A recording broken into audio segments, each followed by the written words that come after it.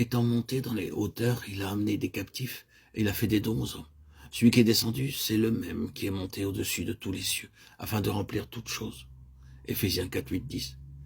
Il y a l'homme céleste en personne qui, étant la tête céleste, donne des dons parmi les hommes en vue de la réalisation et de l'expression progressive de lui-même, en tant qu'homme céleste corporatif. Nous devons nous arrêter un instant et considérer ce qui est écrit dans les versets 9 et 10. Ce passage comporte ce fait qu'il est descendu avant qu'il ne montât. Il n'a pas eu ses origines ici-bas, bien sûr, nous le savons. Mais c'est ici l'argument de l'apôtre. Son origine n'a pas eu lieu ici-bas. Par le fait qu'il est monté, il doit être compris qu'il est descendu premièrement. Il y a l'homme céleste qui descend et qui est ici présent parmi les hommes, l'homme céleste dans l'incarnation. Il est descendu des cieux. Étant descendu, il est monté afin de remplir toute chose. L'univers tout entier doit être rempli de l'homme céleste. Oh, vous devez le savoir. Vous devez avoir ces données de base avant que vous puissiez comprendre et apprécier ce qui suit au sujet de ces dons.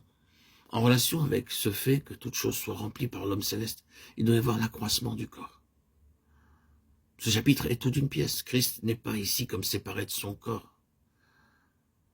Nous voyons dans cet épître aux Éphésiens, l'homme céleste en personne et l'homme céleste corporatif sont réunis comme étant un dans un dessein. Auparavant, dans la lettre, l'apôtre a montré comment, avant les temps éternels, dans la pensée de Dieu, cet homme céleste a quitté les cieux pour se trouver ici-bas. Mais tandis qu'il se trouve ici-bas, il est néanmoins dans le ciel. Or, il doit être personnellement la plénitude universelle, et cette plénitude doit être par l'Église, la gloire dans l'Église et en Jésus-Christ, dans toutes les générations au siècle des siècles. En relation avec ce remplissage universel, il doit y avoir cet accroissement du corps.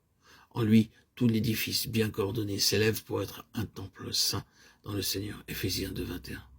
Dans la lettre aux Colossiens, il y a une parole très similaire. Sans s'attacher au chef dont tout le corps assisté et solidement assemblé par des jointures et des liens, tire l'accroissement que Dieu donne. Colossiens 2, 19. Il doit remplir toute chose par son corps qui est sa plénitude. Donc le corps doit grandir, le corps doit s'accroître, le corps doit ajouter à sa stature jusqu'à ce qu'il parvienne à la pleine mesure de Christ. Or, en vue de cet accroissement, les dons célestes sont accordés à ce corps céleste par l'homme céleste. Puis, je désire que vous remarquiez une autre chose. Ces dons sont eux-mêmes une mesure de Christ. Mais à chacun de nous, la grâce a été donnée selon la mesure du don de Christ. Éphésiens 4, 7. Les dons sont une mesure de Christ et donc ils sont tous destinés à produire la plénitude de Christ, à conduire à cette plénitude.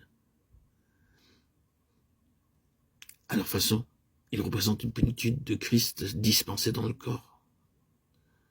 Ils doivent contribuer à réaliser la pleine mesure.